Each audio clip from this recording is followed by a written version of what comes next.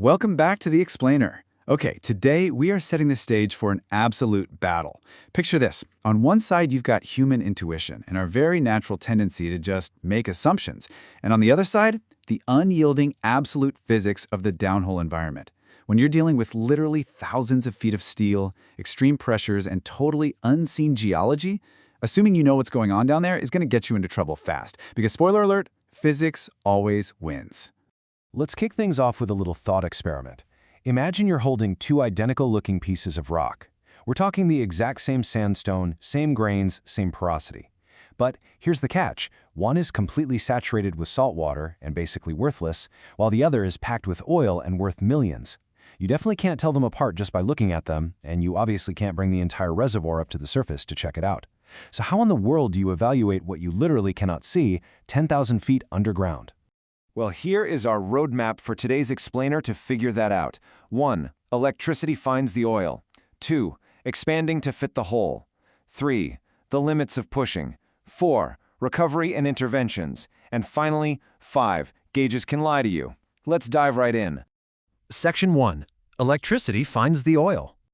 Okay, so back to our rocks. It turns out the clearest fluid indicator you can measure downhole isn't visual at all.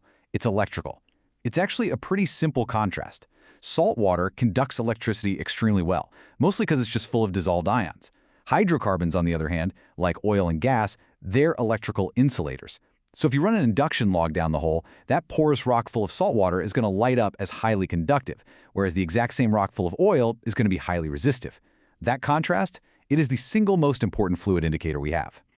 But wait, here is exactly where our tendency to make assumptions gets us into trouble. You see a zone reading highly resistive on the log and you jump to conclusions, right? You assume, jackpot, we've struck oil.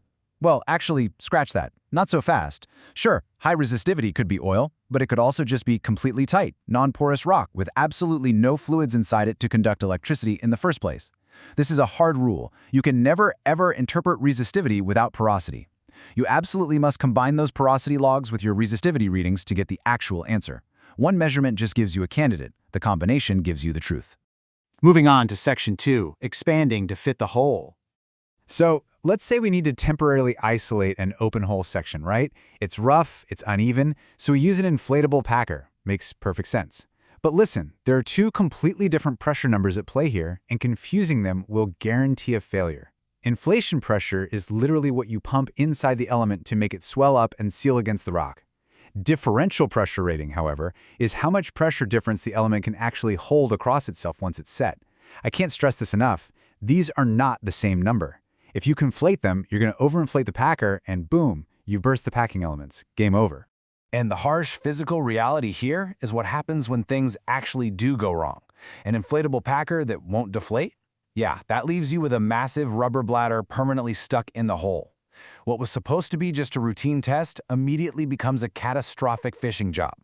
This is exactly why you must run a caliper log before setting an inflatable in an open hole. You need to know the actual physical size of the hole you were sealing against, not the size you just assume it to be. All right, Section 3, the limits of pushing. Imagine you're running continuous coiled tubing into a live well. You've got the well's pressure physically pushing that pipe right back out at you. To overcome this, the injector head has to apply what we call snub force. And snub force isn't just a guess, it's an exact mathematical reality. It's the well pressure multiplied by the pipe's cross-sectional area. That right there is the exact physical resistance the injector head must overcome at shallow depths just to get the pipe to go down. No assumptions, just pure math. And this brilliantly illustrates the totally counterintuitive nature of downhole physics. Let's say your coiled tubing just stops advancing at, 8,000 feet in a horizontal well. Instinct says, push harder, right?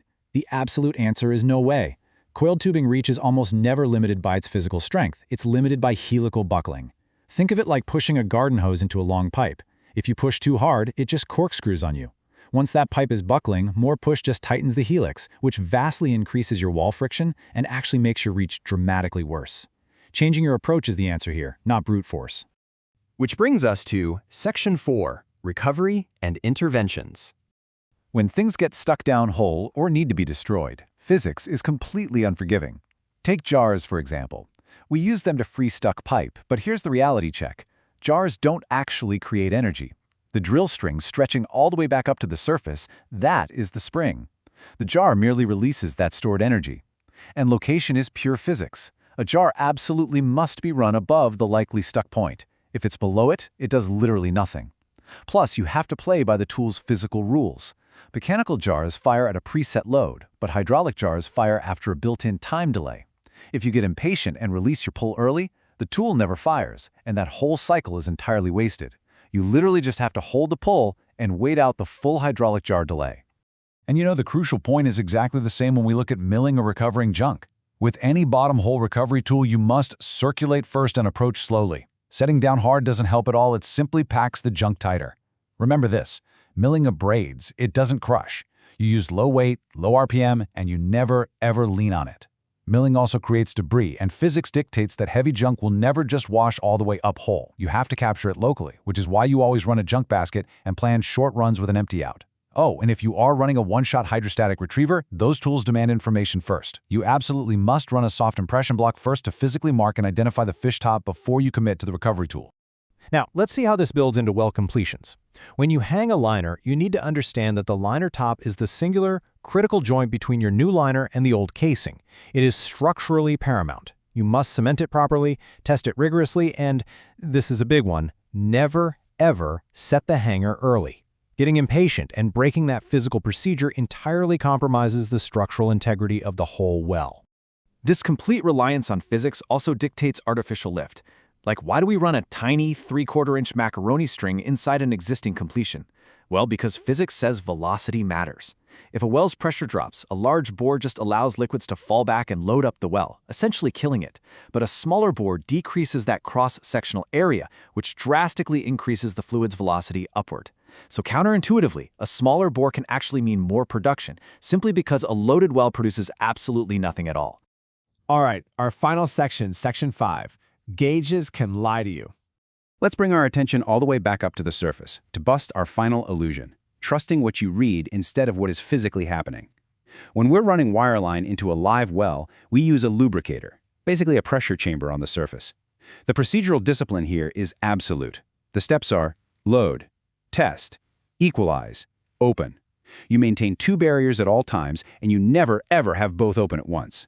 If you skip a step, just assuming it'll be fine, you risk releasing live well pressure right where people are standing. And this brings us to the absolute hardest rule on the rig. A gauge reading is not a physical condition. A valve handle's position is not proof. Let me say that again because it's that important. Just because a gauge says zero pressure or a handle looks closed does not physically guarantee that the pipe is actually safe. You must verify that the bleed valve actually flows before opening a union. You must verify lineups by their physical function and car seal the critical ones. If you just assume the gauge is right without verifying the physical reality, you are setting a massive trap for yourself. So I'll leave you with this final thought. We've seen today that assuming you know the rock, assuming you can just push harder, or assuming a gauge is telling the truth, those are all fast tracks to failure out there. If a gauge reading isn't a physical condition, what else in your work or even in your life are you simply assuming instead of actually measuring? It's a lot to think about, right? Keep that assumption versus physics mindset active. Thanks so much for joining me on this explainer, and I will catch you on the next one.